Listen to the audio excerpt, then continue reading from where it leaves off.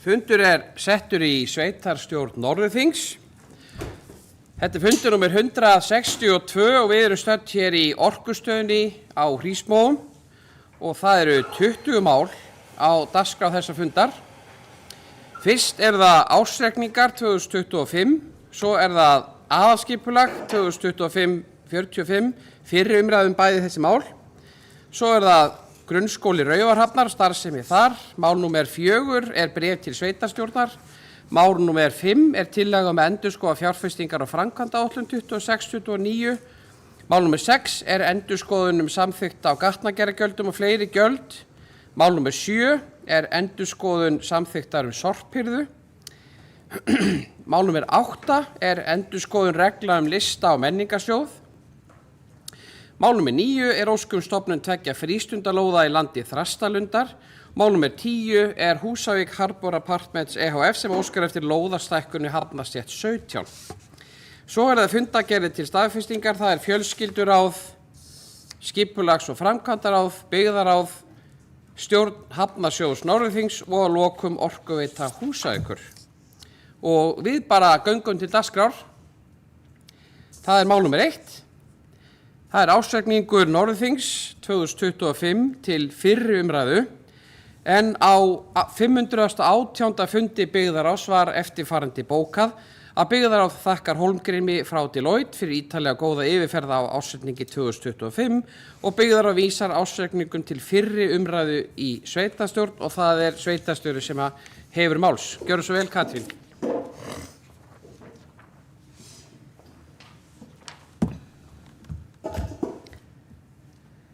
Forseti, ágætu sveitarstjórnarfulltrúar. Hér lagður fram til fyrri umræðu ársreikningur Norðurþings fyrir árið 2025. Reikningurinn ber þess áþreifanlega merki að stærsta fyrirtæki í sveitarfélaginu, PCC á Bakka, fór í rekstrarstöðvun á miðju ári. Sérstaklega sjást þess merki í samstæðureikningi vegna mikilla áhrifa á rekstur Hafnarsjóðs með umtalsverðu tekjufalli frá því snemma árs 2025. Rekstrartekjur í A-hluta umfram áætlun og aukast tæp 7% á milli ára sem nokkuð gott miðað við árferði og skiptist þannig að skatttekjurnar aukast 6,5%, framlög jöfnunarsjóðs 9,5% og aðrar tekjur aukast tæp 6%. Rekstrargjöld hækka 11% en þar inni mikil breyting á lífeyrisskuldbindingu, tæpar 300 milljónir. Laun og launatengd gjöld hækka tæp 9% á milli ára og það mikið til komið vegna nýrra kjarasamninga á síðasta ári þar sem nýjir samningar og leiðréttingar við kennara vega þungt. Laun og launatengd gjöld í A-hluta í hlutfalli af rekstrartekjum voru 62,9% og í samstæðunni 55%. Annar rekstrarkostnaður lækkar aðeins á milli ára og það mjög jákvætt enda aðhaldsaðgerðir verið í gangi lungað úr síðasta ári. Fjármagnsgjöld A-hluta 14 milljónir króna og í samstæðunni vega fjármagnsgjöldin þungt eða 159 milljónir króna. En niðurstaða rekstrar A-hluta jákvæð tæpar 9 milljónir króna á árinu og það bara betra heldur en ég átti von á. En rekstur samstæðunar neikvæður 16,3 milljónir. Eignir A-hluta 8.078 milljónir króna í árslok og í samstæðun eignirnar 12.573 milljónir króna í árslok. Ef við förum hérna í eigið fé og skuldir þá eigið fé samstæðu sveitarfélagsins í árslok 4.527 milljónir króna samkvæmt efnahagsreikningi og þar af var eigið fé A-hluta 2.402 milljónir króna og hækkar tæpar 170 milljónir króna á milli ára. En lífeyrisskuldbindingar A-hluta standa í 2.842 milljónum króna og í samstæðunni þá lífeyrisskuldbindingin tæpar 3.000 milljónir. Skuldir við lánastofnanir lækka á milli ára í A-hlutanum eða 126 milljónir króna en engin ný langtímalán voru tekin á síðasta ári. Í samstæðunni var tekið eitt lán upp á tæpar 26 milljónir króna vegna kaupa á félagslegri íbúð en langtímaskuldir lækka þar 80 milljónir króna á milli ára og heildarskuldir og skuldbindingar í A-hluta 5.676 milljónir króna og í samstæðu 8.046 milljónir króna. Og í heild þá verið að greiða niður skuldir en lífeyrisskuldbindingi hjá okkur, hún þung og í kynningu endurskoðanda kom fram að hún há hjá okkur í samanburði við sambærileg sveitarfélög. Sum sveitarfélög hafa engar lífeyrisskuldbindingar. Þannig að þetta baggi í okkar reikningum. Veltufé frá rekstri, það jókst í A-hlutanum sem mjög jákvætt. Það 758 milljónir króna. Það hins vegar lækkaði í 944 milljónir króna í samstæðinu og það áhyggjuefni. Fjárfestingar á árinu voru 707 milljónir króna í A-hluta og 978 milljónir í samstæðinu. Þetta eru umtalsverðar fjárfestingar og vel umfram meðal ár. Stærstu framkvæmdirnar við frístund og félagsmiðstöð og nýtt gervigras og stúku á íþróttavelli á Húsavík. En handbært fé frá rekstri 560 milljónir króna í A-hluta og 793 milljónir króna í samstæðinni. Og í fjármögnunarhreyfingum þá handbært fé í A-hluta, það lækkar á milli ára 352 milljónir króna og 599 milljónir króna í árslok 25. Handbært fé í samstæðinni lækkar 381 milljón króna milli ára. En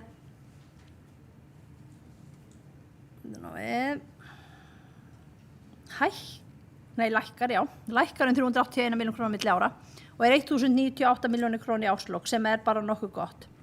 Og þarna bjuggum við bara vel að eiga gott handbært fé í upphafi síðasta árs og geta farið í miklar framkvæmdir á árinu án lántöku. Ef við kíkjum aðeins á málaflokka þá langstærsti útgjaldaflokkurinn okkar fræðslumál, hann tekur til sín rúmlega 40% af skatttekjum. Aðrir málaflokkar taka undir 10%. Stærstir sameiginlegu kostnaði með 9,9%, æskulýðs- og íþróttamál með 9,8% og félagsþjónusta með 7,9%. Skuldahlutfall samkvæmt reglum fjárhagsleg viðmið sveitarfélaga hækkar á milli ára í samstæðinu úr 62% upp í 71%. Og í A-hluta skuldahlutfalli 56% en var 49% árið 2024. Svo koma nú leiðilega tölur sem það að íbúafjöldi Norðurþings í árslok 2025 samkvæmt uppfærðum tölum Hagstofunnar var 3017. Fækkaði verulega á milli ára 97 íbúa. Og síðustu ár hefur verið reglulegu stígandi íbúatölum og endurspeglar þessi fækkun rekstrarstöðum PCC, stærsta fyrirtækisins okkar sem með 130 starfsmenn þegar allt á fullu, auk áhrifa á alla afleidda starfsemi af rekstri verksmiðjunnar. Það liggja líka undir málinu ársreikningar B-hlutafyrirtækja.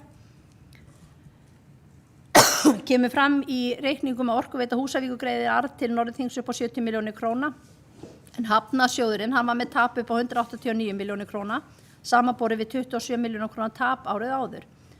Sjóðurinn var fyrir tekjufalli upp á rúmlega 130 milljónir króna á milli ára og einnig var greiddur dómur vegna farþegagjalda upp á 64 milljónir. Og á sjóðnum hvíla viðbótarkröfu vegna farþegagjalda upp á 130 milljónir króna sem ekki búið að semja eða komin lúkning á. Það óhætt að segja að reksturinn hjá Norðurþingi sé verulega krefjandi þessar mundir, sérstaklega hjá Hafnarsjóði og almennt mikil þörf á aðhaldi í rekstri og framkvæmdum.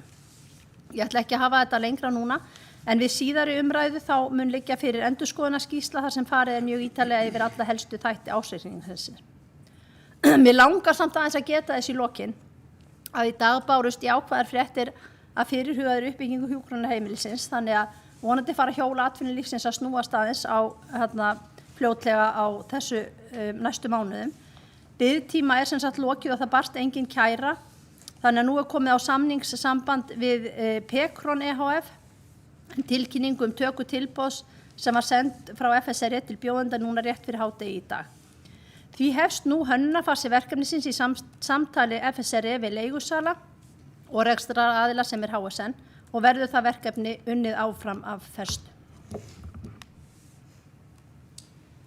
Katrín hefur lokið máli sínu og Helena hefur beðið orðið. Gjörðu svo vel, Helena.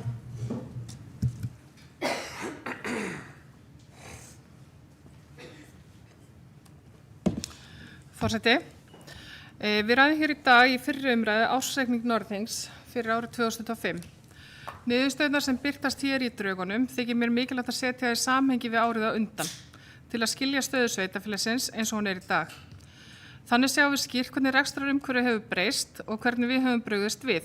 Því aðeins með því að horfa á þróun milli ára sjáum við raunverulega stöðu sveitarfélagsins og hvernig tekist á við breytingar sem orðið hafa. Árið 2024 er eitt besta rekstrar á Norðurþings langt skeið þar sem rekstrarniðurstaða sveitarfélagsins var jákvæð 388 milljónir króna. Árið 2025 var annars eðlis. Samantekin niðurstaða A og B hluta er eins og birtist hér í draugunum neikvæð 16 milljónir króna sem er þó 32 milljónir króna betri niðurstaða en áætlun ársins gerir ráð fyrir. Sveitarfélagið byggir drjúgan hluta afkomu sinnar á tekjum vegna starfsemi PCC. Það að fyrirtæki stöðvaði framleiðslu sína hefur óhjákvæmilega haft áhrif á afkomu sveitarfélagsins, einkum tekjur Hafnarsjóðs. En þrátt fyrir það skila sveitarfélagið betri afkomu en gert var ráð fyrir. Ytra áfall eins og þetta eru aðstæður sem við stjórnum ekki en þurfum að bregðast við. Það tel ég að við höfum gert af ábyrgð til að mynda með hagræðingaraðgerðum á árinu 2025 og frestun fjárfestinga á því ári. Árið 2024 voru rekstratekjur sveitarfélagsins 6,8 milljarðar króna sem var 560 milljónir króna umfram áætlun. Árið 2025 voru tekjurnar 6,9 milljarðar króna sem er áfram sterkt en vöxturinn milli ára er minni en búast hefði mátt við, fyrst og fremst vegna tekjusamdráttar hafnarinnar. Veltufé frá rekstri í samstæðinu var mjög sterkt á árinu 2024 eða rúmlega milljarður, 1,78 milljónir króna og það er enn sterkt á árinu 2025 því þrátt fyrir allt skila sveitarfélagið 944 milljónir króna í veltufé frá rekstri. Þetta er vissulega lækkun á milli ára en í ljósi aðstæðna er þetta góð niðurstaða og sýnir að grunnreksturinn stendur vel. Handbært fé gefur jafnframt til kynna trausta stöðu en það var 1,5 milljarður í samstæðinu árið 2024 en rétt 1,1 milljarður árið 2025. Og lækkunin skýrist fyrst og fremst af því að handbært fé var notað til fjárfestinga á árinu 2025 og að tekjur lækkuðu einkum í Hafnarsjóði eins og áður hefur komið fram.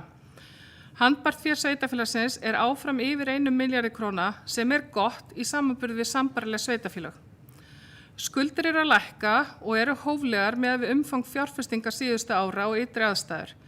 Afborganir voru greiddar samkvæmt áætlun, 175 milljónir króna voru greiddar af skuldum og lántaka ársins var í algjöru lágmarki eða 26 milljónir króna vegna íbúðakaupa. Launakostnaður hækkaði 1,5% milli ára úr 3.588 milljónum í 3.903 milljónir króna og hækkunin skýrist fyrst og fremst að kjarasamningsbundnum launahækkunum því haldið hefur verið aftur af fjölgun stöðugildar sem er lykilatriði þegar kemur að ábyrgri fjármálastjórn. Það er óhjákvæmilegt að nefna lífeyrisskuldbindingar þegar launakostnaður er ræddur eða aðra skuldir sveitarfélagsins því áhrif hækkunar launa og tryggingafræðilega forsendur leiða til þess að lífeyrisskuldbindingar Norðurþings hækka 315 milljónir króna á milli ára.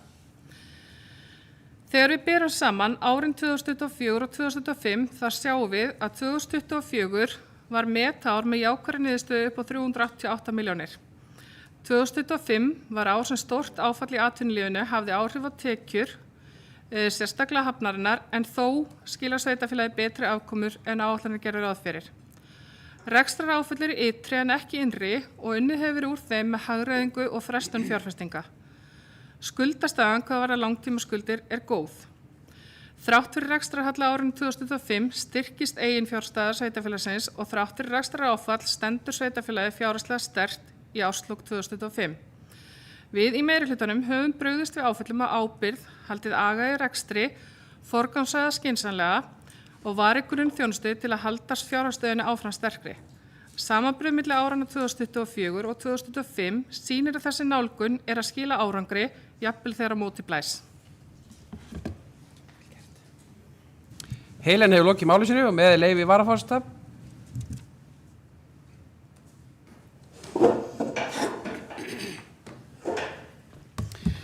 Já, forseti ágæta sveitarstjórn, ég vil nú byrja á því að óska okkur til hamingju að sé loksins búið að semja uppbyggingu á hjúkrunarheimili á Húsavík. Það er sannarlega ánægjulegt, þau gleðitíðindi sem að bárust okkur í dag. Það sem að þessum biðtíma er nú lokið og engin kæra og búið að taka tilboði hefst á þessi hönnunarfasi á þessu verkefni, bara til hamingju. En aðeins hérna stóru myndina, að sveitarfélagið Norðurþing er rekstrarlega stöðugt, en það að sjálfsögðu núna undir þrýstingi og verður til svona einhvers tíma. Helsta tekjulinn sveitarfélagar sjálfsögðu fjölgun íbúa, nú ljóst að þeim hefur fækkað og sá tekjugrunnur veikist. En kostnaður lækkar ekki sjálfkrafa á móti. Og hvernig tekst okkur að halda aftur á kostnaði, það er annarkvort að hækka gjöldið að hagræða, eða hvað svo sem við kalla það. Reksturinn er nánast að núlli, sem er mikil breyting frá árinu 2024 eins og formaður Byggðarlags fór hérna vel yfir. Við höldum enga síður jafnvægi eftir að hafa byggt upp afgang síðastliðin ár. Lífeyrissjóðsskuldbinding hækkar verulega, meðal annars vegna hækkunar launa og munar mestu launahækkun kennara. Sú upphæð ein og sér hefur gríðarlega áhrif inn í reksturinn. Við höfum byggt mikið upp síðastliðin ár og meðal annars á kostnað lausafjár og reksturinn hefur verið að gefa. Sem sagt, við höfum verið að fjárfesta inn í framtíðina. Og eitt stærsta verkefni síðari ára, félagsmiðstöð frístund á Húsavík, sem er sannarlega ánægilegt. Það er ekki svigrúm til meiri lántöku en skuldahlutfallir innan marka sveitarstjórnarlaga sem er vel.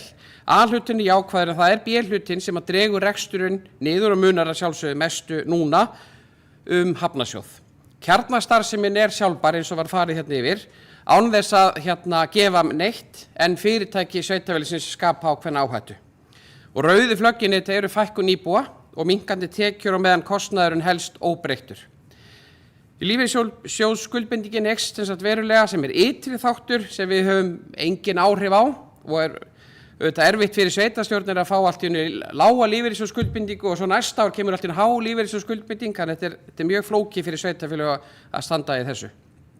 Við höfum fjárfest mikið sem er jákvætt, en frekari lántaka eða ganga á eigin sjóði er bara ekki möguleiki og þess vegna lítið svigrúm fyrir áföll.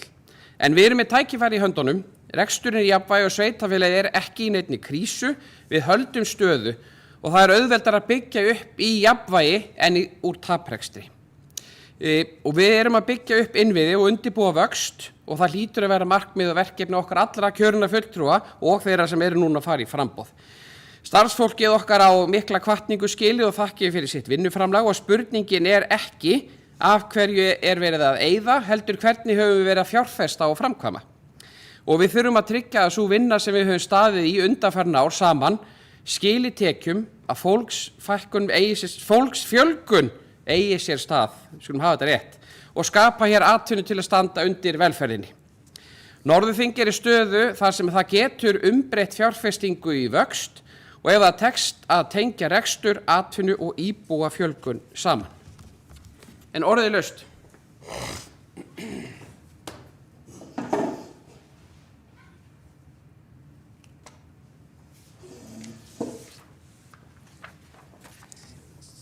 Engin sem óskar eftir að ræða ásetningi í fyrri umræðu, þá vil ég biðja þau sem geta samþykkt að vísunum til síðar umræðu að gefa merki með því að rétta upp hönd.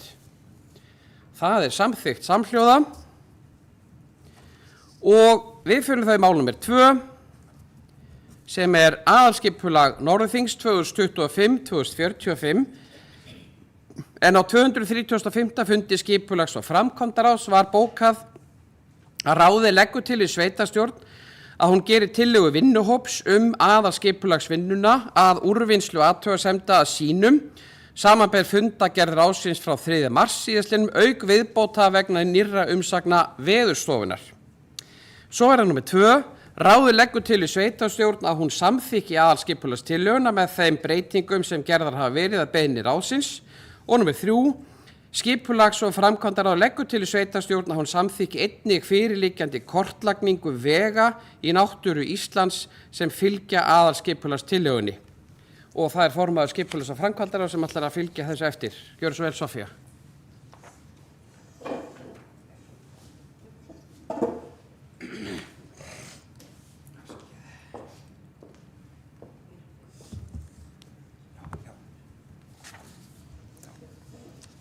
Forseti og kjörnir fulltrúar.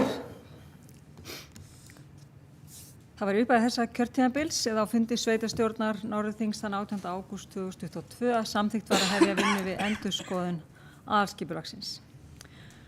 Frá gildistöku aðalskipulags Norðurþings 2010-2030 hafði ýmsar forsendur breyst og nýjar áskoranir komið í ljós. Til að mynda landsskipulagsstefna, stefnumörkun í loftslagsmálum og ný skipulagsgerð, auk þess sem þegar höfðu verið gerðar fjölmargar breytingar á aðalskipulaginu sem fella þurfti inn í nýtt heildstætt aðalskipulag. Allt þetta kjörtímabil hefur verið unnið að gerð nýs aðalskipulags fyrir árin 2025-45 því það er ju ekki hrist fram úr erminni að vinna að gerð nýs aðalskipulags. Mikið samráð hefur átt sér stað, fundnir, haldnir og unnið úr öllum þeim fjölmörgu athugasemdum sem bárust frá einstaklingum, frá stofnunum og fyrirtækjum sem og frá félagasamtökum. Í dag er svo komið að því að afgreiða tillögu að nýju aðalskipulagi Norðurþings til ársins 2045. Einnig mikilvægustu stefnumörkun sem við tökum ákvörðun á þessu kjörtímabili.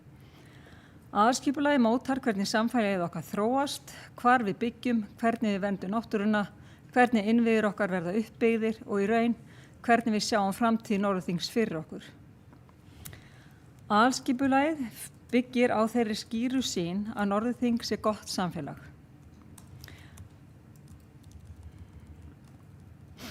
Þar sé búseta eftirsóknarverð, þar sem atvinnulíf þrífst, þar sem náttúrun er virkt og vernduð og þar sem sjálfbærni, manngildi og lýðræði eru að leiðarljósi. Í dag íbúar okkar umlega 3000 en spár benda til þess að árið 2045 gætum við orðið alltaf 4500 til 4600. Til þess að mæta þessari þróun þarf sveitarfélagið að gera ráð fyrir verulegum fjölda nýrra íbúða á skipulagstímabilinu. Aðalskipulagið tryggir því fjölbreyttar íbúðagerðir, þéttingu byggðar þar sem það er skynsamlegt, ný hverfi og fjölbreytta möguleika á búsetu í dreifbýli.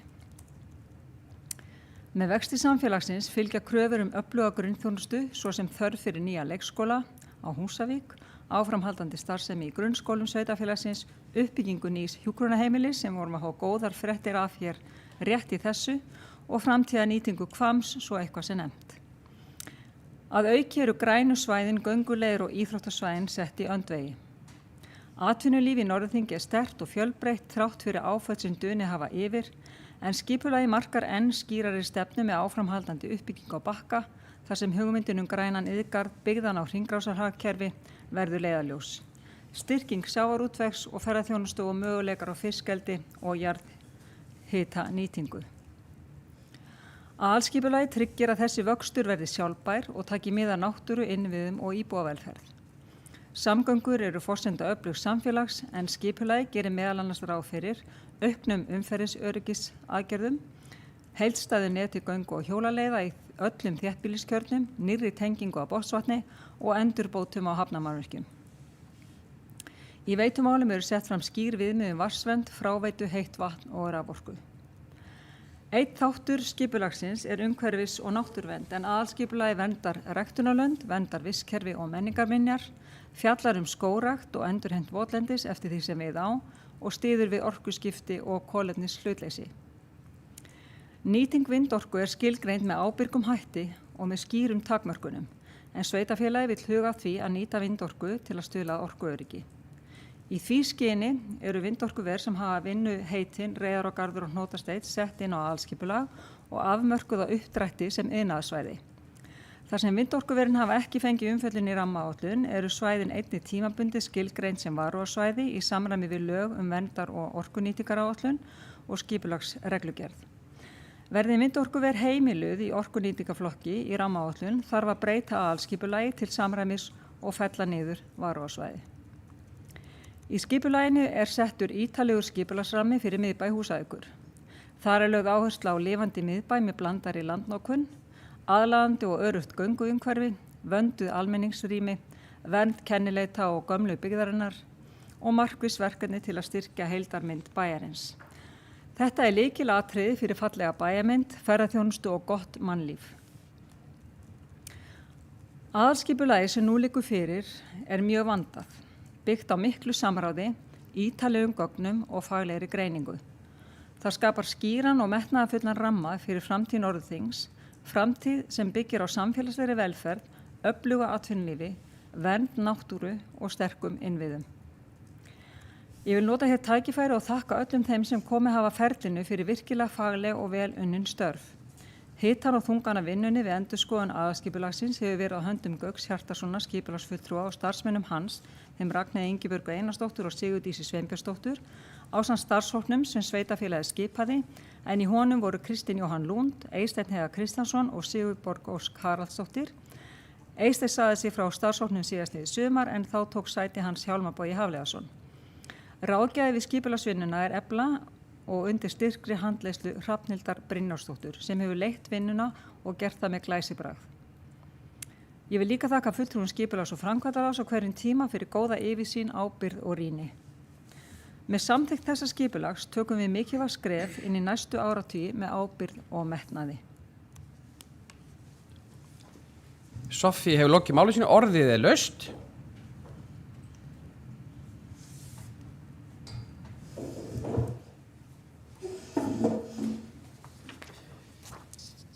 Enginn sem óskar eftir að ræða það frekar. Þá vil ég spyrja fundinn hvort við getum haft þetta sem eina atkvæðagreiðslu, þessi 3 mál sem ég nefndi hérna áðan, það er að segja sveitarstjórn gerir tillögu vinnuhóps á sínum, leggur til við sveitarstjórn að samþykkja aðalskipulagstillöguna með þessum breytingum og þá að Vegir í náttúru Íslands fylgja aðalskipulagstillögunni og þá erum við að samþykkja að vísa þessu bara til síðari umræðu. Getur fundirinn samþykkt það, þessi 3 mál, já.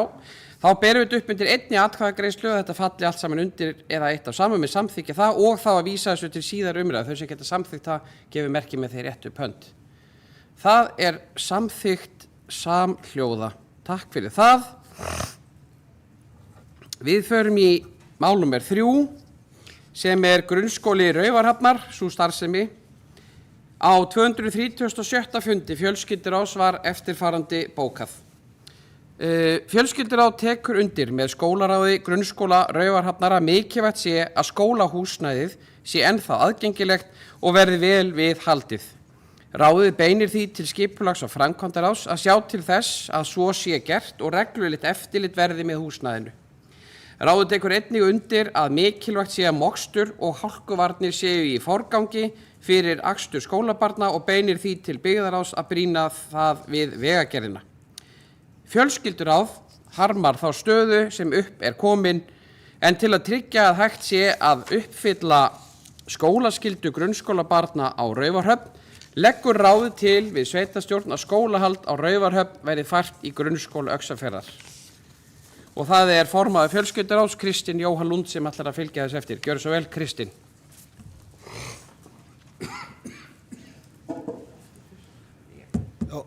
Forseti sveitarstjórn, ég vil byrja að taka undir með fjölskylduráði og harma þá stöðu sem uppi er. En það er fyrirséð að aðeins 2 grunnskólanemendur verða á Raufarhöfn næsta skólavetur.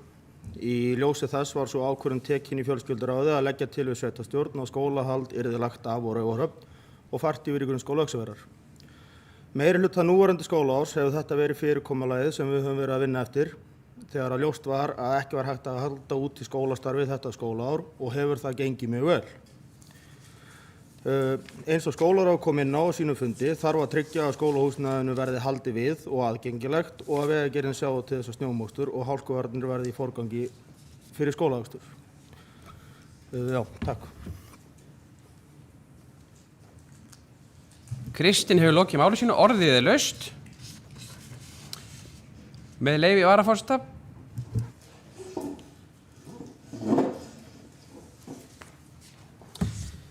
Forseti, ágæta sveitarstjórn.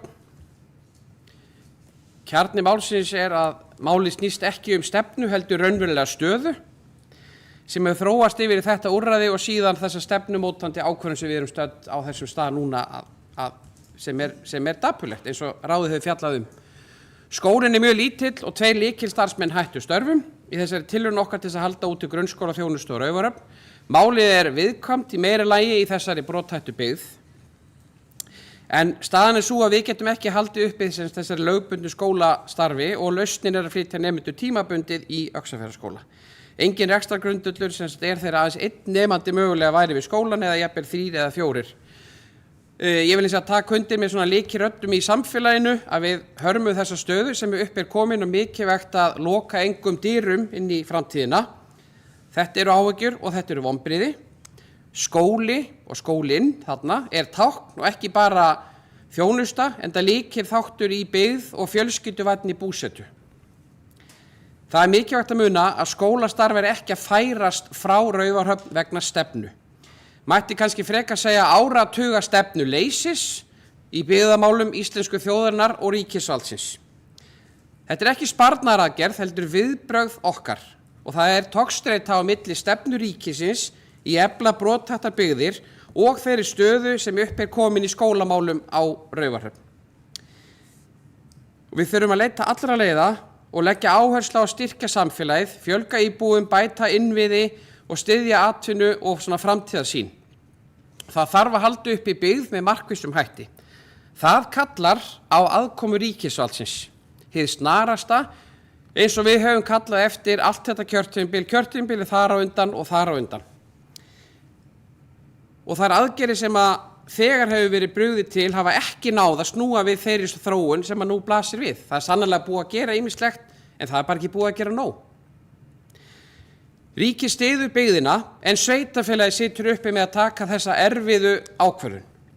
Það er búið að reyna margt, samrekstur, fjarkennslu, sérstök þróunarverkefni. Það er búið að reyna margt. Það er vandmeðfarið þegar að litið er til byggðastefnu en við erum á þessum stað núna, því miður eins og formaður fjölskylduráðs fóruðir. En tækifærin til þess að blása lífi í atvinnuuppbyggingu hvers konar á svæðinu í ferðaþjónustu, sjávarútvegi, skattalegum hvötum, þetta er til staðar og þá þarf að virka sem allra fyrst. En viðurkennum að þetta er nauðsynleg ákvörðun í dag en spyrjum okkur hvernig þetta samræmist langtíma markmiðum ríkisins byggð á Íslandi. Því að tölur börn í grunnskóla segja miklu meira heldur en íbúatala á hverjum stað. Og því vil ég skora á ríkisvaldið að bregðast við sé yfir höfuð vilji til þess að halda öllu landinu byggð. Þessi birtingamend verður ekki einsdæmi að óbreyttu. En orðið laust.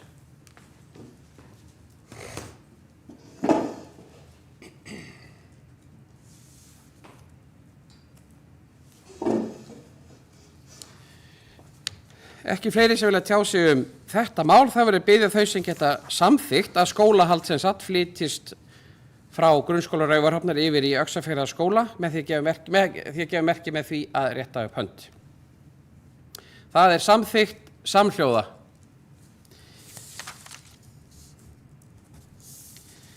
Við förum þá í mál númer 4.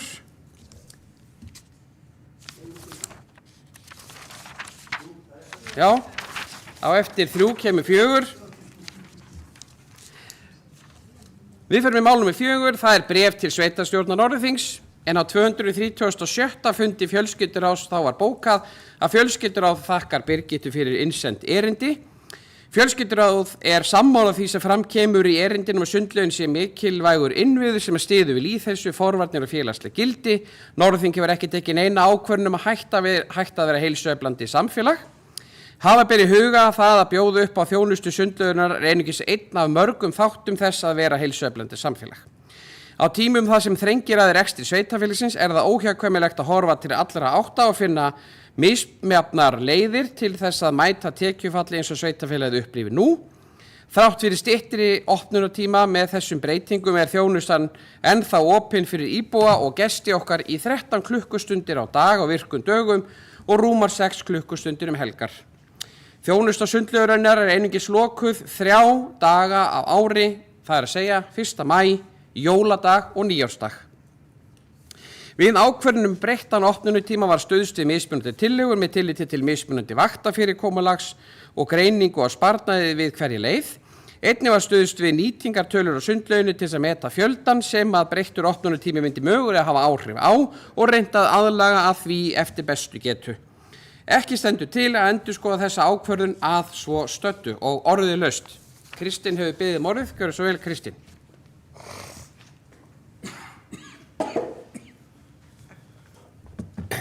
Já, forseti sveitarstjórn, ég ætlaði bara aðeins að fylgja þessu eftir.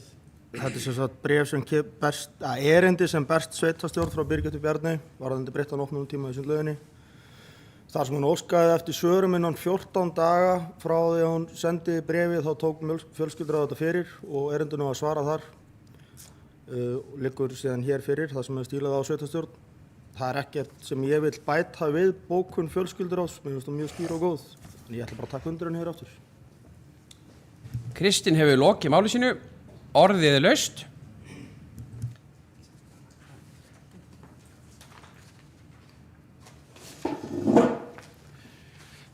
Enginn sem vill tjá sig það, þá telst þetta erindi framlagt og við förum í mál númer 5. Það er tillaga að endurskoða fjárfestingu á framkvæmdaáætlun 26-29 en á 500. og 18. fundi byggðarráðs var eftirfarandi bókað. Tillagan er samþykkt með atkvæðum Helenu og Hjálmars. Ingibjörg greiðir atkvæði gegn tillögunni. Hjálmar og Helena óskuðu bókað að sveitarstjórnum ber að tryggja fjármál sveitarfélaga, standist fjárhagsleg viðmið rekstur sveitarfélaga samkvæmt sveitarstjórnarlögum og reglugerð fjárhagsleg viðmið og eftirlit með fjármálum sveitarfélaga. Norðurþing stendur frammi fyrir kröfum vegna farþegagjalda upphaf 130 milljónir króna, að auki hafa þegar verið greiddar 64 milljónir króna vegna dómsmáls í farþegagjaldamálinu. Vegna rekstrarstöðunar PCC og mikils tekjusamdráttar samhliða henni hefur verið gripið til hagræðingar aðgerða upp á 120 milljónir króna og áform eru uppi 130 milljónir króna hagræðingu til viðbótar. Til að tryggja að fjárhagur sveitarfélagsins standist áfram fjárhagsleg viðmið og koma í veg fyrir að sveitarfélagið lendi í fjárþröng og geti ekki staðið skila afborgunum við lána, launum, launatengdum gjöldum og öðrum skuldbindingum teljum við ekki annað fært en að fresta tilteknum fjárfestingum sem áformaðar voru árin 2026 til ársins 2027. Áformuð fjárfesting ársins verður því 410 milljónir króna í A-hluta í stað 595 milljóna króna. Orkuveita Húsavíkur hyggst áfram framkvæma töluvert mikið og meðal annars að fara í framkvæmdir við Auðbrekku og Húsavík sem kallar á aðkomu jarðvinnuverktaka. Framkvæmdir hefjast senn við nýtt hjúkrunarheimili á Húsavík og Suðurgarð í Húsavíkurhöfn. Auk þess sveitarfélagið sinni stærstu framkvæmd síðari ára með byggingu félagsmiðstöðvar og frístundahúsnæðis við Borgarskóla sem afhent verður við upphaf næsta skólaárs. Með því að samþykkja þessa tillögu leggjum við að okkar að mörkum til að tryggja að rekstur Norðurþings verði sjálfbær og að sveitarstjórn Norðurþings haldi forræði yfir fjárhag sveitarfélagsins. Á þessu fundi bókaði Áki Hauksson sömuleiðis. Áki leggur áherslu á að framkvæmdir við Ketilsbraut 7-9 stjórnsýsluhús að upp að 45 milljónir króna verði haldið á framkvæmdaáætlun 2026 til að verja húsi fyrir skemmdum og Ingibjörg tók undir bókun Áka. Og með leyfi varaforseta.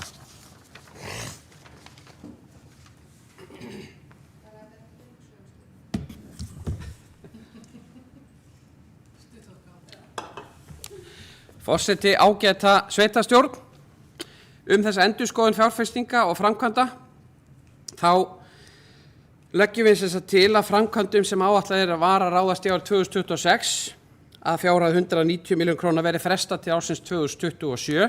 Er að ræða þau verkefni gólf og stúka í Íþróttahöll á Húsavík, endurnýjun götu við Ketilsbraut, framkvæmdir við stjórnsýsluhús Ketilsbraut 7-9 á Húsavík og nýja sundlaug í Lundi í Öxarfirði.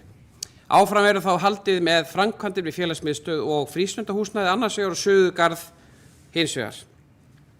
Sveitarfélagið stendur nú frammi fyrir verulegu tekjufalli og ófyrirséðum ytri áföllum sem það hefur takmörkuð eða engin áhrif á. Þar vegur þyngst annars vegar krafa á sveitarfélagi vegna endurgreiðslu farþegagjalda til hvalaskoðunarfyrirtækja á Húsavík sem nemur samtals rúmlega 190 milljónum króna. Og hins vegar þung staða sveitarsjóðs í kjölfar stöðvunar starfsemi PCC á Bakka. En á síðustu 2 árum hefur sveitarfélagið ráðist í umtalsverðar fjárfestingar og mikilvægar framkvæmdir. Við þær aðstæður sem nú eru uppi hins vegar nauðsynlegt að bregðast við með ábyrgum og raunhæfum hætti. Tillagan felur ekki í sér að horfi sér frá umræddum verkefnum, heldur á tímasetningu þeirra breytt til þess að mæta tímabundnum fjárhagsþrýstingi og verja rekstrarstöðu sveitarfélagsins.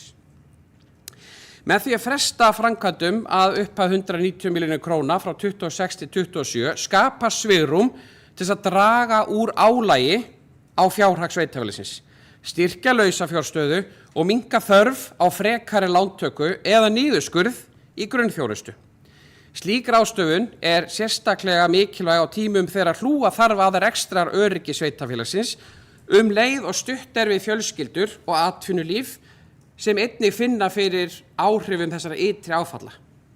Tillagan byggir því á sjónarmiðum ábyrga fjármálastjórn, forgangsröðun og varkárni í rekstri. Markmiðið að tryggja að sveitarfélagið geti staðið vörð lögbundna þjónustu og mikilvægastu verkefni sín á sama tíma og brugðist við óvenju erfiðri stöðu með yfirveguðum hætti. Tillagan felur þannig í sér að framkvæmdir í A-hluta sveitarfélagsins verði 410 en ekki 595 milljónir króna eins og gert ráð fyrir í samþykktri fjárhagsáætlun. Við þær aðstæður sem nú uppi mikilvægt að sveitarfélagið sýni ábyrgð og skýra forgangsröðun í fjármálum sínum.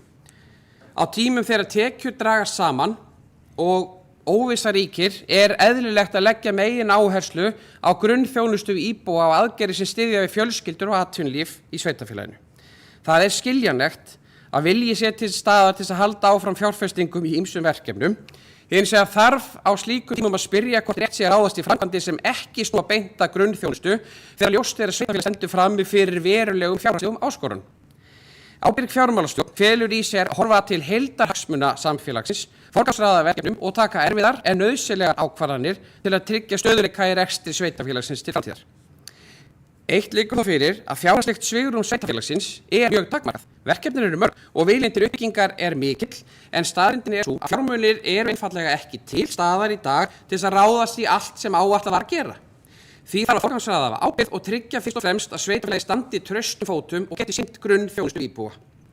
Sveitarstjórn ber lagalega skylda til þess að tryggja fjármál sveitarfélagsins standi fjárhagslegu viðmið eins og bókhafar og nú blasir við þessi staða sem Norðurþing stendur frammi fyrir verulegum útgjöldum. Þegar hefur gripið til umfangsmikilla hagræðinga aðgerða og ljóst að frekari aðgerða þörf. Þrátt fyrir þessar aðgerðir áfram unnið að stórum og mikilvægum verkefnum í sveitarfélaginu, bæði hálfu sveitarfélagsins sjálfs og annarra aðila sem styðja við atvinnulíf og samfélagið heild. Með þessari tillögu stigið ábyrgt skref til að tryggja sjálfbæran rekstur Norðurþings og að sveitarstjórn haldi forræði yfir fjárhag sveitarfélagsins við krefjandi aðstæður. Orðið laust.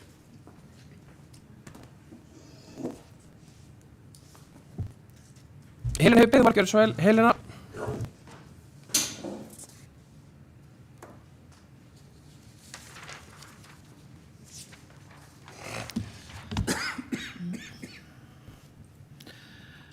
Forseti, eins og fram kemur í bókun undirritarar og sveitarstjórnarfulltrúa Hjálmarsboga Hafliðasonar á 518. fundi Byggðarráðs, þá ber sveitarstjórnum að tryggja að fjármál sveitarfélaga standist fjárhagsleg viðmið rekstur sveitarfélaga samkvæmt sveitarstjórnarlögum og reglugerð fjárhagsleg viðmið og eftirlit með fjármálum sveitarfélaga. Sveitarstjórn skal sjá til þess að rekstri, fjárfestingum og ráðstöfun eigna og sjóða sé þannig hagað á hverjum tíma að sveitarfélagi muni til framtíðar geta sinnt skyldubundnum verkefnum sínum. Ég hef enn ekki fundið aðra lausn eða heyrt sveitarstjórnarfulltrúa tala fyrir annarri lausn en þeirri sem forseti lagði til í Byggðarráði á 517. fundi ráðsins til að tryggja að fjárhagur sveitarfélagsins standist áfram fjárhagsleg viðmið og koma í veg fyrir að sveitarfélagi lendi í fjárþröng og geti staðið í skilum á skuldbindingum sínum. Þótt að til frestunar af fjárfestingum að upphæð 190 milljónum króna komi, þá áformuð fjárfesting ársins í A-hluta töluvert meiri en flest ár. Undanfarin 2 ár heyra til algjöra undantekninga hvað varðar hve háar fjárhæðir hefur verið fjárfest fyrir. Árin þar á undan var algengt að fjárfest væri fyrir á milli 200 og 300 milljónir króna í A-hluta. Áformuð fjárfesting ársins 2026 verði tillagan sem samþykkt var í Byggðarráði samþykkt hér eftir sem aður 410 milljónir króna í A-hluta í stað 595 milljónir króna. Verði breytingar á forsendum þá getur ný sveitarstjórn eða þessi sveitarstjórn eftir atvikum tekið fjárfesting og framkvæmdaáætlunina upp og tekið nýja ákvörðun. En eins og forsendurnar eru núna á þeim tíma sem við erum á og stöndum frammi fyrir, til að tryggja að fjármál sveitarfélagsins standist fjárhagsleg viðmið rekstur sveitarfélaga og sveitarfélagi muni til framtíðar geta sinnt skyldubundnum verkefnum sínum, þá til rétt að ákveða frestun fjárfestinga sem áformaðar voru árinu 2026 til ársins 2027 að upphæð 190 milljónir króna. Þannig tel ég núna, eins og aðstæður eru, að við sé eina leiðin fyrir okkur núna til að tryggja að við stöndum þessi lagalegu ákvæði sem okkur ber að standast og höldum sjálf forræði á fjármálum sveitarfélagsins. og ég vil leggja mikið á mig til þess að við gerum það, því að án þess þá lendum við undir eftirlitsnefnd sveitarfélaga sem að tekur það ákvarðanir fyrir okkur og leggur okkur í hendur hvað við eigum að gera. Helena hefur lokið máli sínu, orðið laust. Aldi hefur beðið orðið, gjörðu svo vel, Aldi.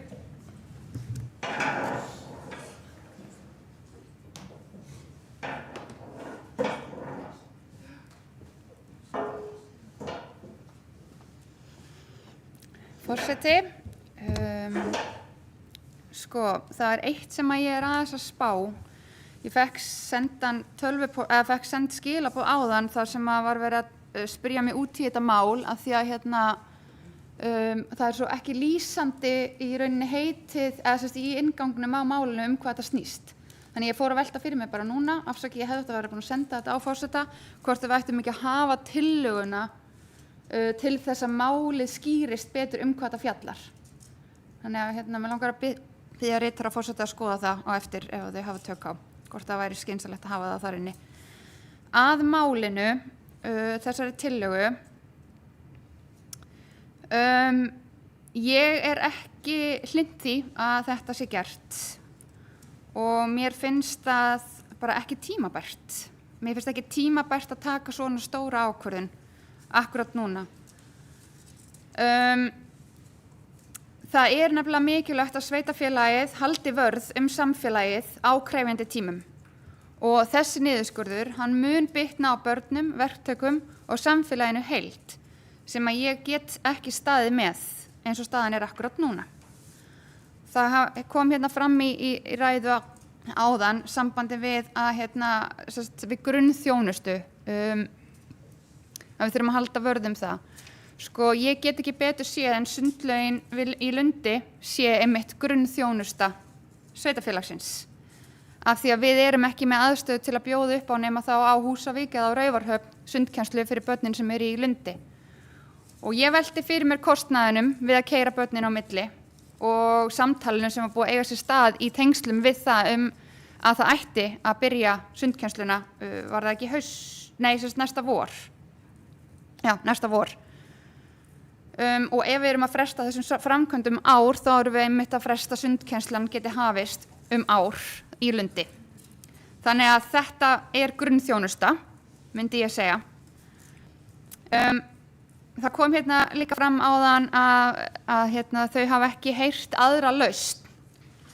Mig langar að benda á að það einungis 2 vikur síðan að þetta kom fyrst inn til okkar og það að ætlast til þess að við komum með einhverja aðra lausn á þeim tíma þegar við erum ekki með allar forsendur fyrir framan okkur er ósanngjarnt að mínu mati. Ég er mjög til í að kafa betur í þetta og reyna eftir bestu getu að finna aðra lausn því að mér finnst að við eigum að reyna að gera það. En ég þarf að hafa allar forsendur fyrir framan mig og kröfumálinu er ekki lokið. Það er ekki búið að ganga frá því og aftur þá finnst þetta ekki tímabært.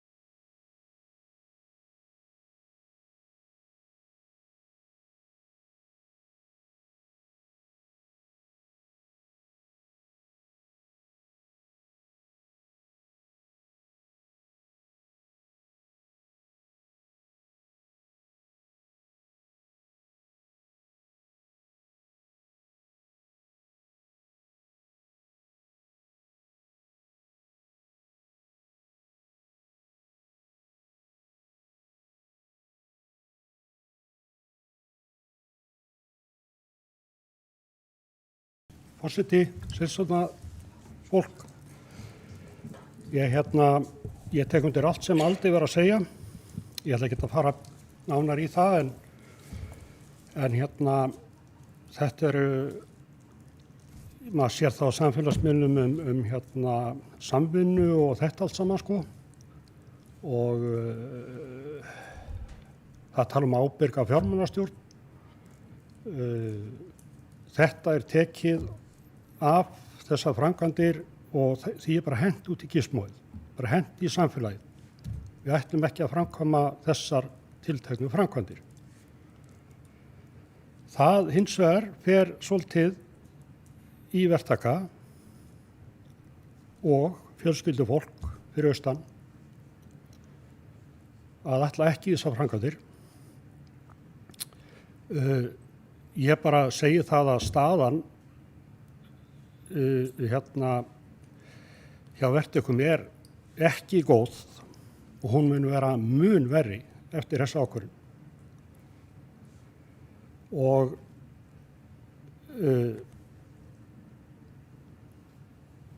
ég finnst þetta mjög slæmt. Það er ekki búið. Þið segir bara 190 milljónir í farþegagjöldin. Það er búið að greiða 64 milljónir. En hvað? Það eftir að semja hitt. Þess vegna er ég að spá í á hverju mátti hitt ekki bara bíða. Þangað til að vera búið að semja farþegagjöldin. Það þarf að liggja fyrir á bara mjög fljótlega hvað tölu við erum að tala þar. Og annað, ég fór í vettvangsskoðun með nokkrum öðrum í stjórnsýsluhúsið og í fyrstu skoðun þá tel ég þetta að vera storm í Vatnsskálsvík. Og ef ég var einhvern tímann sannfærður að að setja þakið á, þá var ég það miklu meira eftir þessa skoðunarferð. Það er alveg númer 1, 2 og 3, það er að verja húsið. Og ef við ætlum ekki að gera það, að láta þetta bara damla og damla og damla, þá horfum við fram á miklu hærri upphæðir sem þarf að fara í þarna. Eða selja húsið á Brunnóttsson. Og ég mun kjósa gegn þessari tillögu. Takk. Áki hefur lokið máli sínu, orðið er laust.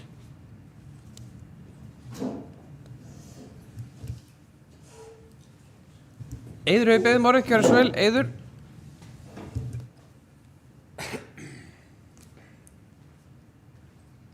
Já, forseti, kjörnir fulltrúar. Áhyggjurnar eru náttúrulega víða í þessu máli. Við höfum náttúrulega áhyggjur af verktökum okkar og því eins og Áki nefnir réttilega en sko sveitarfélagið er náttúrulega ekkert ótæmandi sjóður. Ég bara minna á við fengum hérna eldræðu frá fjármálastjórunum okkar á síðasta sveitarfélagafundi. Það var ekki fyrir 2 vikum, það er lengra síðan. Þetta mál kom upp að það þyrfti að rífa í bremsunar og það ekkert bara aðeins, það þyrfti að rífa hraustlega í þær út af fjármagnsflæði í sveitarfélaginu. Þannig að það væri ekki hægt að fara í allar framkvæmdirnar strax. Það þyrfti að huga fjárstreyminu, hvernig við getum og hvenar við getum farið í komandi framkvæmdir. Þá strax var tekið inn í skipulags- og framkvæmdaráði áætlunin aftur upp í framhaldi af því. Hún var tekin 2 sinnum til umræðu. Henni var aðeins rókerað meðal annars var færða til framkvæmdir. Þá var ákveðið að fresta strax gatnagerð á Ketilsbraut fram á haustið út af því að fjárstreymi leyfði ekki að við færum í þetta allt núna í vor. Auðvitað vitum við að stjórnsýsluhúsið stendur undir áföllum og það er ekki í góðu standi og það þarf að fara í það fyrir það síðar. Það má ekki bíða með það lengi. En varandi grunnþjónustu og sundlaug og auðvitað það er ekkert verið að slá öll þessi mál út af borðinu. Það er bara verið að ýta þessari framkvæmdaáætlun yfir á næsta ár og auðvitað er þetta ekkert gert í gamni. Menn eru bara að reyna að verja A-hluta sveitarfélagsins sem er bara mjög mikilvægt og það eru upplýsingar sem við höfum úr þeim rekstri frá fjármálastjóra að það sé hægt ef að menn stoppa af með þetta eins og þetta núna. Þetta er það rétt sem Áki segir líka varandi farþegagjöldin að það er ekkert búið að ganga frá fullum samningum en útstreymið og greiðslunar eru þegar hafnar. Það er búið að greiða eins og hefur áður komið fram 64 milljónir. Það er verið að reyna að semja restina og við vitum ekkert hvernig það alveg endar. Þetta hefur nú ekki við okkur mjög hagfellt. Þessi þróun eins og það hefur farið þetta mál. En bara öllu gamni slepptu í því, þá er þetta bara ljóst að það er verið að taka þessar framkvæmdir og færa þær yfir á næsta ár. Það er ekkert verið að taka þetta núna og henda þessu öllu fyrir róða. Og varandi það svo að þetta sé nú lítið mál, það er náttúrulega það liggja allir hérna undir pressu, það er verið að pressa á fólk, það eru margir sem vilja komast í þetta verkefni að vinna í þessu stjórnsýsluhúsi, að komast á stað og byrja framkvæmdir, en þetta er ekkit svona einfalt að það sé bara ráðist á stað allt í einu núna, þannig að þetta var svo umræða sem fór á stað, hvort það væri ekki hægt að fresta þessu og ný sveitarstjórn tæki það út af því að það eru ýmsir möguleikar til hvernig að því verði staðið. Þannig að ég held að ég mun greiða atkvæði með því að fresta þeim framkvæmdum sem fyrir liggja núna, sem að búið að taka fyrir og takk fyrir. Eiður hefði lokið máli sínu. Soffía hefði beðið orðið. Gjörðu svo vel, Soffía.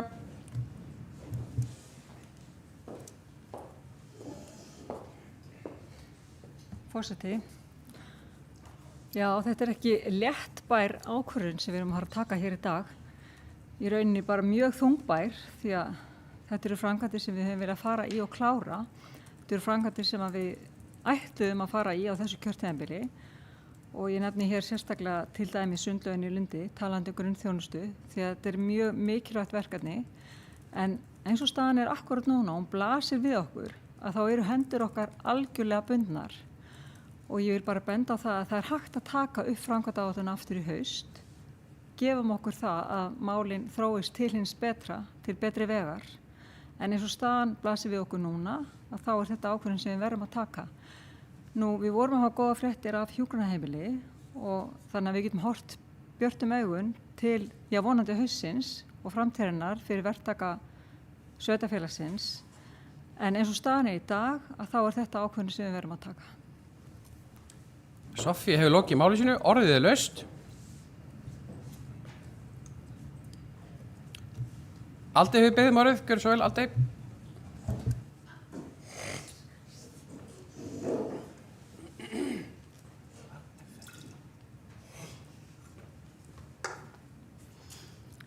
Forseti, ég var ekki alveg búin á þann, greinilega ég lága á að komast niður. Þannig ég er bara komin aftur. Sko, ég ætla að bæta aðeins við sambandi við að því Áki fór að tala sambandi við stjórnsýsluhúsið. Það sem er líka fyrst og fremst verið að tala þar er einfallega að halda því við svo það skemmist ekki meira. Það er ekki verið að tala að fara í þessar brjálæðislegu framkvæmdir sem innanhúsframkvæmdir sem við höfum rætt bæði í spretthópnum sem við byggum til og satt ég í ásamt fleirum kjörnum fulltrúum þar sem við vorum að ræða hvað við getum gert við stjórnsýsluhúsið. Það er ekki verið að tala að fara í þær framkvæmdir, það er verið að tala bara að halda því við þannig að það skemmist ekki meira. Og mér líður eins og framkvæmdirnar sem við vorum búin að setja á áætlun, þetta átti alltaf að vera svona til að spara til lengri tíma, pening. Þótt að kosti akkurat núna meira, en það átti að spara til lengri tíma. Þú veist, bara eins og með stjórnsýsluhúsið, við erum að leigja húsnæði fyrir stjórnsýsluna. Bara eins og með sundlaugina í Lundi, þú veist, við munum þurfa að keyra börnum. Allt eru þetta hlutir sem kosti eitthvað líka. Og mér finnst svolítið verið að tala þetta sem einhver töfralausn að fresta þessu bara fram ár, en það hefur samt alveg áhrif líka að fresta þessu.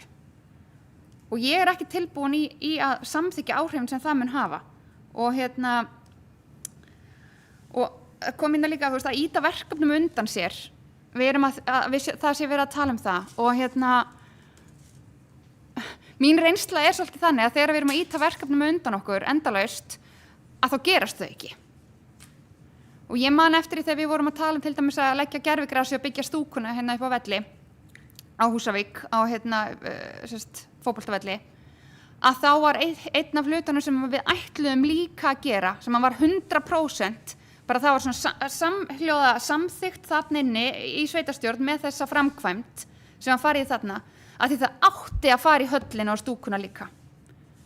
Síðan var því ítt á undan sér og síðan var því ítt á undan sér aftur og nú erum við að gera enn eina ferðina. Þannig ég hef ekki trú á því að það muni gerast þegar við heldum alltaf áfram að íta hlutunum á undan okkur. Mér finnst það ekki, já. Og svo líka svona annað sem kom áðan, að þetta væri ekki svo einfalt. Það væri ekki einfalt og allt þetta. Og staðan í dag er bara svona. Við flækjum sjálf hlutina oft alveg ofboðslega mikið. Hlutir geta alveg verið einfaldir ef við bara ákveðum að hafa á þannig og ákveðum að finna lausnir. Mér finnst stjórnsýslan tala rosa mikið að allt sé ekki einfalt. Já, þetta nú ekki einfalt að gera þetta er flókið og við þurfum en hlutinir þurfa ekki alltaf að vera þannig. Stundum bara lausnin fyrir framan okkur og við þurfum bara að hafa kjark í að taka ákvörðunina og gera það. Að því sögðu, þá núna það sem ég ætlaði að segja áðan. Ég er með bókun sem ég ætla að fá að leggja fram og ætla að fá að lesa hana upp. Lagt fram fyrir hönd MS og VAF-lista. Undirrituð lýsa yfir andstöðu við að fresta framkvæmdum sem snúa að börnum og fjölskyldum í sveitarfélaginu. Þrátt fyrir erfiða fjárhagsstöðu mikilvægt að forgangsraða þannig að ekki sé dregið úr uppbyggingu og aðstöðu sem hefur bein áhrif á velferð, heilsu og félagsþátttöku barna og ungmenna. Slíkar framkvæmdir eru langtíma fjárfesting í samfélaginu og lykilþáttur í að viðhalda aðdráttarafli sveitarfélagsins. Jafnframt mikilvægt að hafa í huga áhrif frestunar framkvæmda og atvinnuverktaka á svæðinu. Þar sem samdráttur í verkefnum getur haft neikvæð áhrif á atvinnustig og atvinnulíf í sveitarfélaginu. Undirrituð leggja einnig áherslu á að frestun viðhaldsframkvæmda svo sem við stjórnsýsluhúsið að Ketilsbraut 79 getur leitt til frekari skemmda og aukins kostnaðar síðar.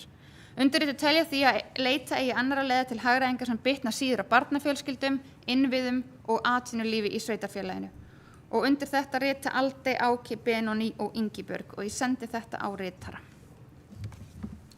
Takk. Aldey, lokið máli sínu. Kristín hefði beðið orðið, gjörðu svo vel, Kristín. Já, forseti sveitarstjórn. Ég get tekið undir með að hluta til með því sem Áki að segja, það sem Aldey að segja hérna, það sem Eiður að segja, staðan hins var bara ekki góð og við þurfum að bregðast við.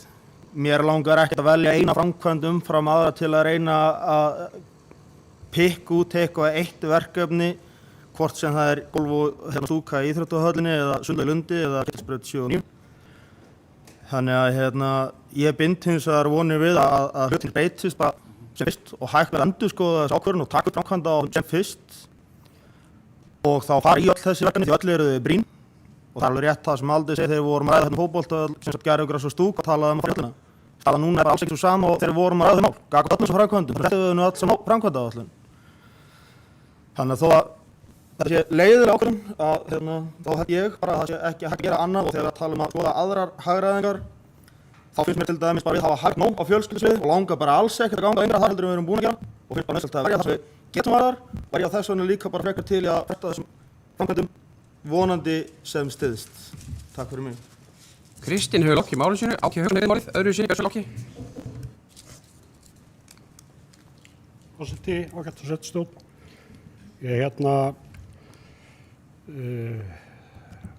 Ég hjó svona aðeins eftir hjá Eiði áðan að hann var að tala það að menn biðu hér, verði eitthvað biðu því í röðum að fá að komast í framkvæmdi í stjórnsýsluhúsið. Það enginn að tala það. Ég einungis að leggja það til að húsið veri varið fyrir frekari skemmdum. Það veri sett á þak og það veri drenað kringum suðurkjallarann. Þessar 45 milljónir sem áætlaðar voru verið settar í húsið á þessu ári. Takk.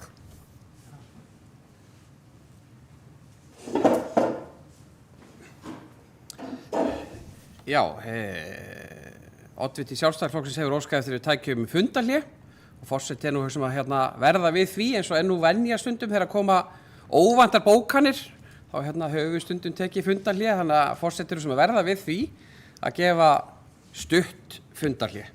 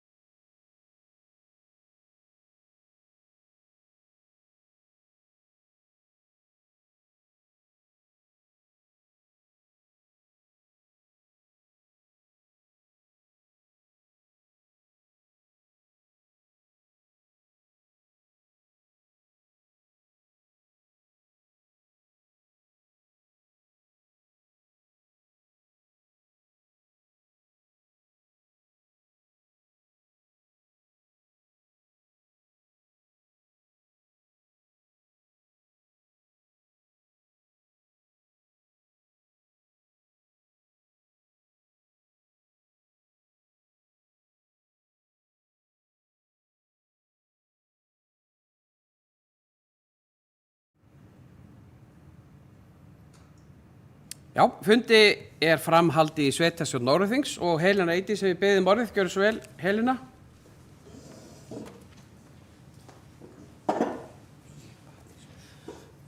Forseti, ég get algjörlega tekið undir sjónarmið sem hafa komið hérna fram til að mynda það að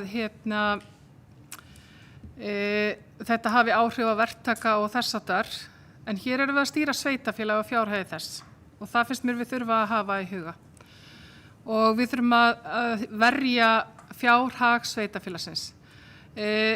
Mér sjálfri líður betur með það að taka þessa ákvörðun núna og að fresta þessum framkvæmdum til næsta árs og geta síðar á árinu fá ég og við nokkur sem eru hérna brautargengi til þess að sitja áfram í sveitarstjórn.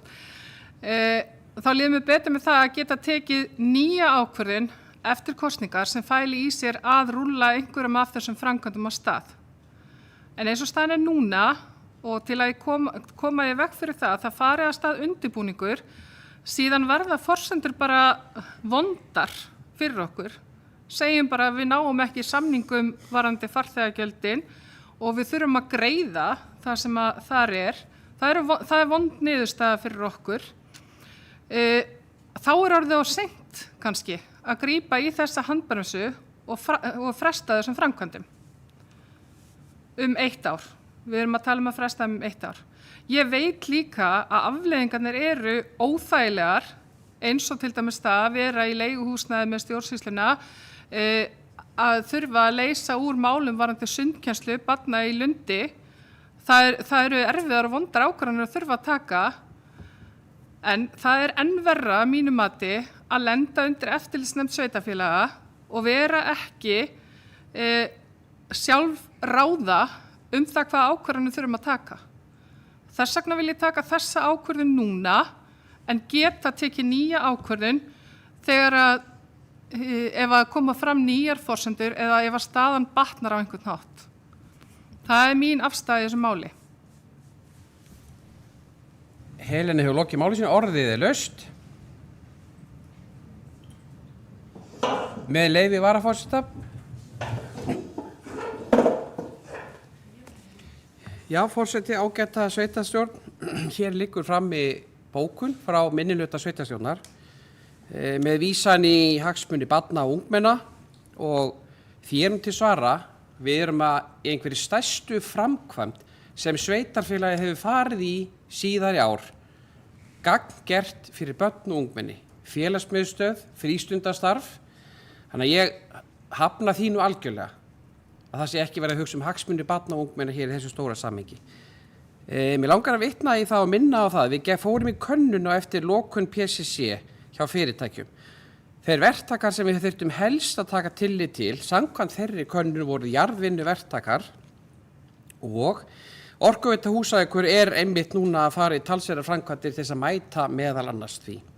Það er rétt sem hér hefur komið fram að það hefur engin tillaga, hvorki á þeim byggðarráðsfundi þar sem máli var rætt eftir að tillagan var lögð fram, né á þessum fundi að velja eina framkvæmd umfram aðra, né tillaga hvar ætti að skera niður því það er þegar búið að hagræða, til dæmis á fjölskyldusviði rúmlega 100 milljónir. Er viljið til að skera meira niður? Það hefur engin tillaga liggur fyrir það eða velja eina framkvæmd umfram aðra í þessari áætlun.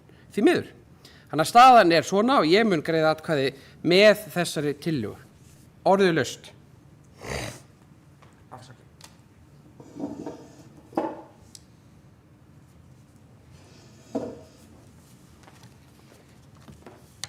Ekki fleiri sér að kveða sér hljóðs það, þá göngum við til atkvæða og ég vil biðja þau sem geta samþykkt tillöguna eins og lítur út úr byggðarráð að gefa merki með því að rétta upp hönd. Einhver á móti? Já, þá er tillagan samþykkt með atkvæðum Helenu, Eiðs, Kristins, Soffíu og Hjálmars, Aldey Ingibjörg og Áki greiða atkvæði gegn tillögunni og Benóni Valur situr hjá.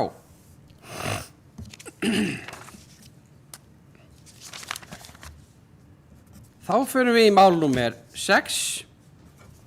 Það er endurskoðun samþykta gatnagerðargjöld og fleiri gjöld en fyrir sveitarstjórn liggur til síðari umræðu samþykkt gatnagerðargjöld og fleiri sem fékk fyrri umræðu þá 19.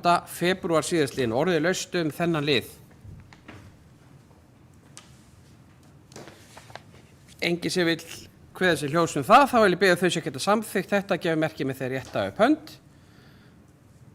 Samþykkt samhljóða.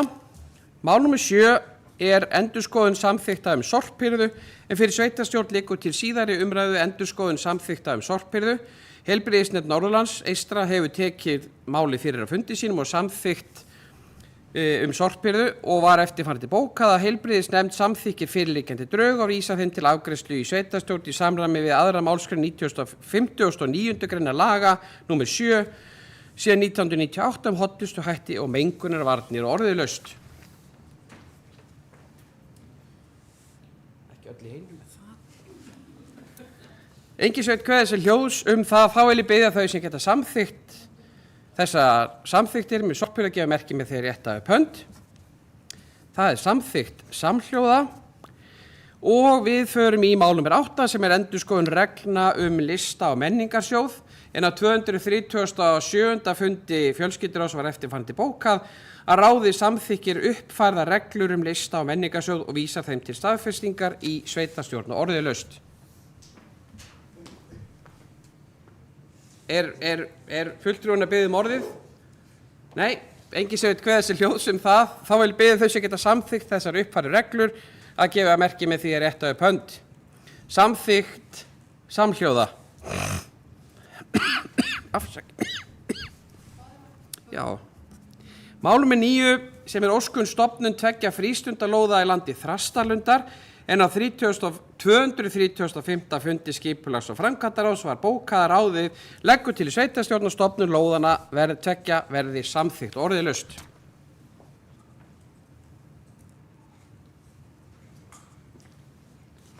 Engin sem kveður sér hljóðs það, þá vil biðja þau sem geta samþykkt þetta að gefa merki með því rétta upp hönd. Samþykkt samhljóða. Mál númer 10 sem er Húsavík Harbor Apartments EHF óska eftir lóðastækku við Hafnarstétt 17 en á 235. fundi skipulags- og framkvæmdaráðs var bókað að ráðið leggur til sveitarstjórn að lóðar hafa verið veitt beðin lóðastækkun samkvæmt fyrirliggjandi lóðablaði og orðið laust. Sofía hefur beðið orðið, gjör svo vel Sofía.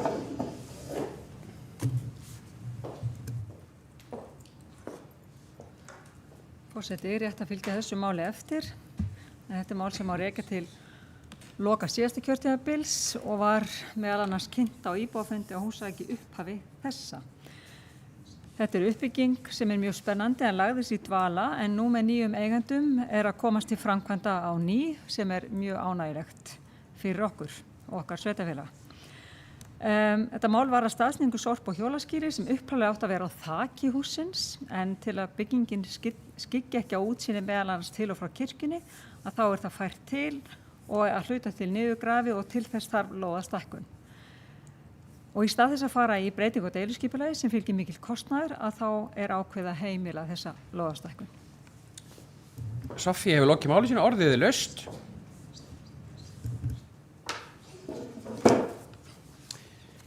Engin sem veit kveðið sér hljóðs það, þá vil ég biðja þau sem geta samþykkt þessa niðurstöðu skipulags- og framkvæmdaráðs að gefa merki með því rétta upp hönd.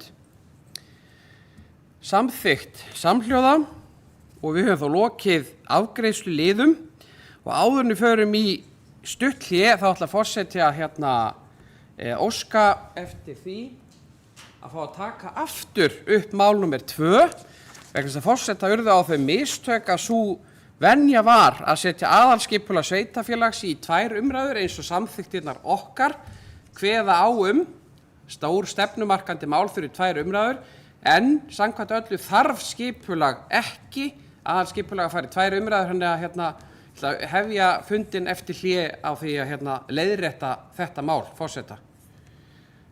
Þá förum við í smá hlé.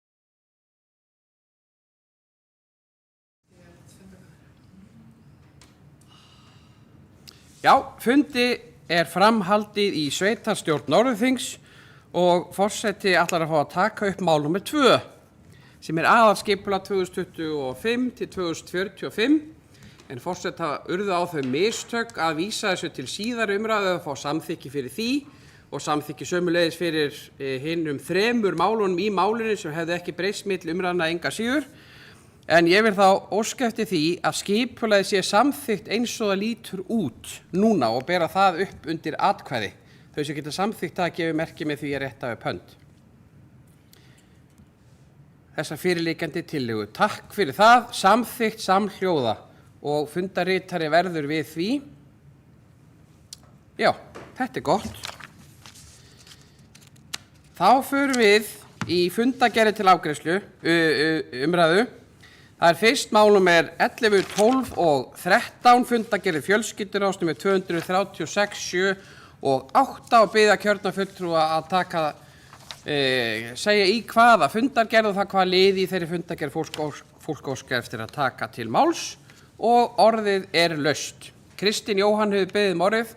Gjörðu svo vel, Kristín.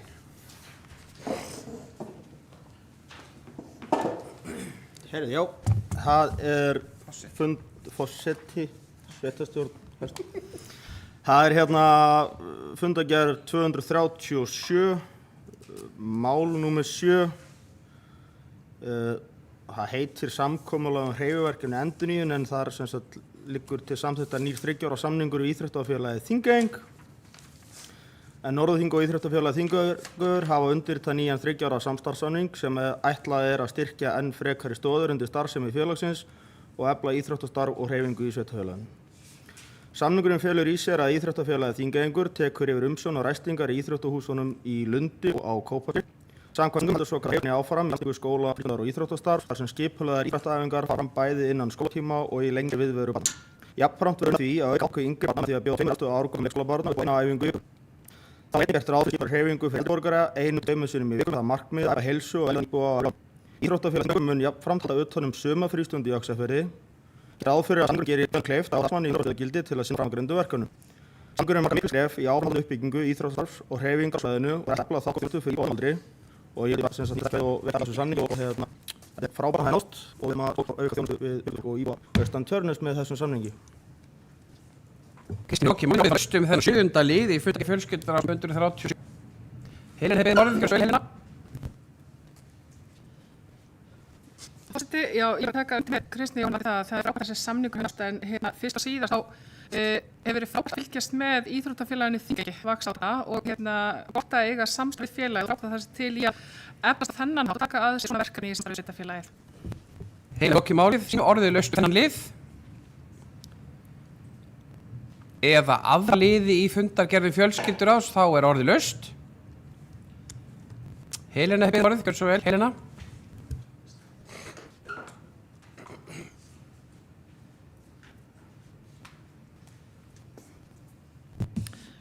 Það fundagerð fjölskylduráðs númer 238 og mál númer 5. En á þessum fundi þá fjallaði fjölskylduráð sumarfrístund á Húsavík þar sem að lá fyrir fyrirkomulag starfsemi sumarfrístundar. Mér langar að taka að mér sögurskýringu þar sem forseti hefur látið það líðast á þessum fundi að vera mikið í sögurskýringu. En frá sumrinu 2019 þá hefur sumarfrístund verið á höndum sveitarfélagsins en áður voru sumarnámskeið á vegum Völsungs með stuðningi frá sveitarfélaginu. Meðal ástæðna fyrir því að sveitarfélagið tók sumarfrístund upp hjá sér var að bjóða upp á fjölbreyttar sem höfðaðist flestra barna. Fyrstu árið með vikunámskeið sem fóru fram eftir hádegið og var mismunandi dagskrárdag og engar 2 vikur eins. Það út vissulega mikið skipulag og sumarvikur eru vinsælegri en aðrar vegna dagskrárinnar. Frá sumrinu 2022 hefur sumarfrístund staðið nemendum sem eru að ljúka leikskóla og upp í 4. bekk til boða allan daginn. Fyrir hluti dags áhersla á frjálsan leik en eftir hádegi hefur dagskrár verið í fattari skorðum. Samfélagið hefur breyst mikið frá því ég var alveg fyrir Húsavík þegar nokkur maður var heimavinni og flestir áttu ömmu og afa, frændur í húsum. Í dag er samfélagið fjölmenningarsamfélag þar sem staðan jafnframt sú að nokkur stór hluti íbúa á nákvæmlega ættingja samfélaginu að leita til aðra en þá sem þeir búa með. Þörf fyrir góða þjónustu sem felur í sig góða heilbrigða umgjörð fyrir börn til afþreyingar á sumleifistíma skóla hefur því undanfarna ár vaxið. Sumfrístund sem boðið upp á allan daginn á sumleifistíma skóla að undanskildu lokunartíma sem í samræmi við lokun leikskóla mætir þess að það vel og er orðin í fara sveitarfélagi á landi sem býður barnafjölskyldum upp á þessa þjónustu sem virkilega góð. Helena hefur lokið orðið laust þenn lið eða aðra liði í fundargerð fjölskylduráðs, þá er orðið laust. Kristín Jóhann hefur beðið orðið, gjörðu svo vel, Kristín.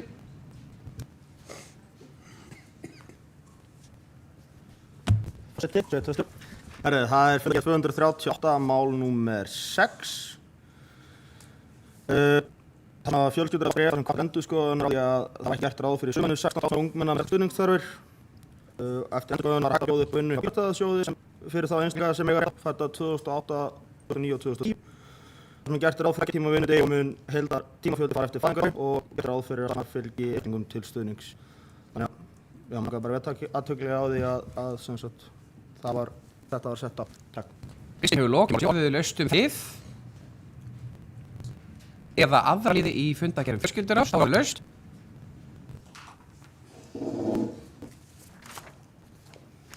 Svo er ekki þá fyrir fundargerðir skipulags- og framkvæmdaráðs nr. 234 og 5, mál nr. 14 og 15, orðið laust þessar fundargerðir. Eins þá að taka til, segja þá í hvorri fundargerðinu hvað liði þeirri fundargerð. Orðið laust.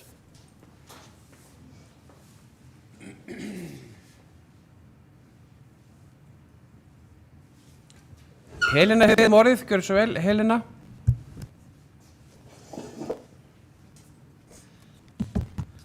Það er fundargerð skipulags- og framkvæmdaráðs nr. 35 og það er mál 4 sem að mér langaði bara rétt að vekja athygli á. Það er umsókn stöðuleyfi fyrir búnað, en þetta er fyrirtækið Syntholain Energy Iceland sem að óskaði eftir stöðuleyfi fyrir 30 feta gáma starfsmannahús og 6 feta tengigám, auk 6 hráefnatunna á lóðina Hrísmón 2. En þarna erum að ræða afar spennandi verkefni sem að fyrirtækið er að fara í og tilgangurinn er sem sagt með þessari aðstöðusköpun hjá Hrísmón að fara í tilraunavinnslu þar sem er verið að sannreyna hvort hægt er að nota jarðhitavatn og framleiða vetni á hagkvæman hátt. Spennandi verkefni og sem að gæti haft í för með sér eldast til frekar umsvif hjá okkur. Þannig að ég fagna þessu verkefni og hlakka til að sjá hverjir framvinda okkar niðurstöður verða. Helena hefur lokið orðið laust þennan fjórða lið í fundargerð skipulags- og framkvæmdaráðs nr. 245 eða aðra lið í fundargerð skipulags- og framkvæmdaráðs, þá er orðið laust. Engin óskar eftir að ræða þær frekar teljast þær framlagðar og við förum í fundargerð byggðaráðs nr. 516 og 518, taka fram í hvaða fundargerð og hvaða liði þeirri fundargerð, þá er orðið laust.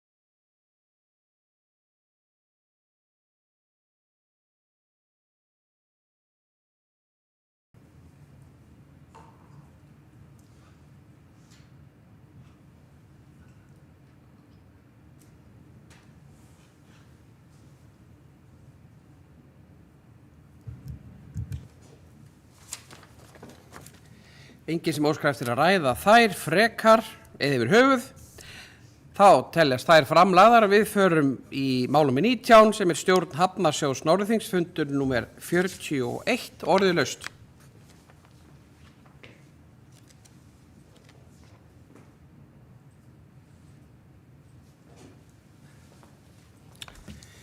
Enginn sem óskar eftir að ræða það, þá fundargerð og að lokum það sem hér erum við stödd í orkustöðinni á Hrísmóum, fundargerð stjórnar Orkuveitu Húsavíkur, númer 274, orðið laust hana.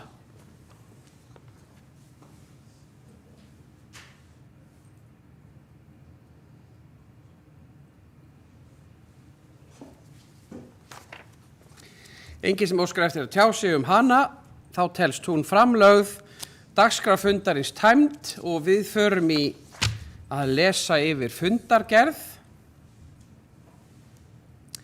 Og ég bið varaforseta að setja upp vökul augu, því ekki sé ég á skjáinn. Og við förum yfir fundargerðina.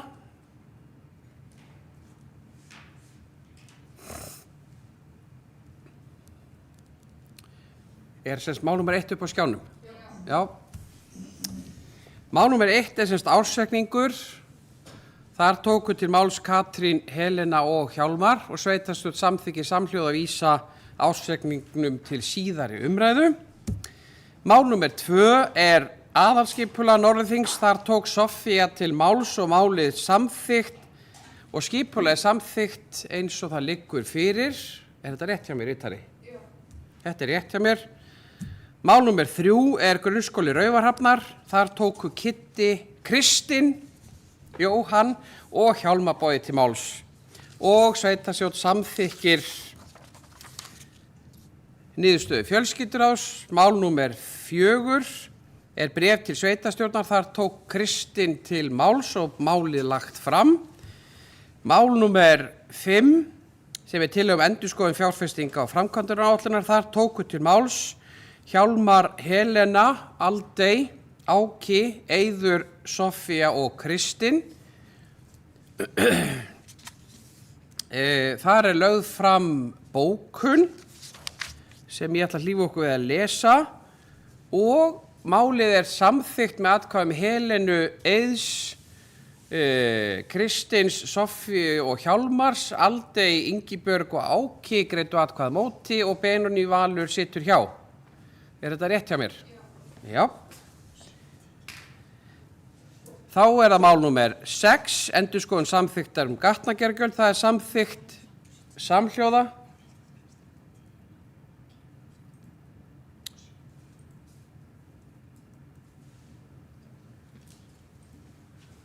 Já. Við erum mál númer 6, já, það er samþykkt samhljóða án umræðu. Mál númer 7 er endurskoðun samþykkt sorphirðu. Það er samþykkt samhljóða án umræðu. Mál númer 8 er endurskoðun reglna lista og menningarsjóð er samþykkt samhljóða. Mál númer 9 er óskunstofnun 2 lóða í landi Þrastalundar. Það er samþykkt samhljóða. Og mál númer 10 Húsavík Harbor Apartments. Þar tók Soffía til máls og sveitarstjórn samþykkir tillögu skipulags- og framkvæmdaráðs samhljóða. Í fundargerðum þar tóku til máls í lið númer 7 í fundargerð númer 237 Kristinn og Helena og í máli númer 5 í fundargerð fjölskylduráðs númer 238 þar tók Helena til máls og í lið númer 6 þar tók Kristinn til máls. Í fundargerðum skipulags- og framkvæmdaráðs þar tók Helena til máls í 4. lið í fundargerð skipulags- og framkvæmdaráðs númer 235.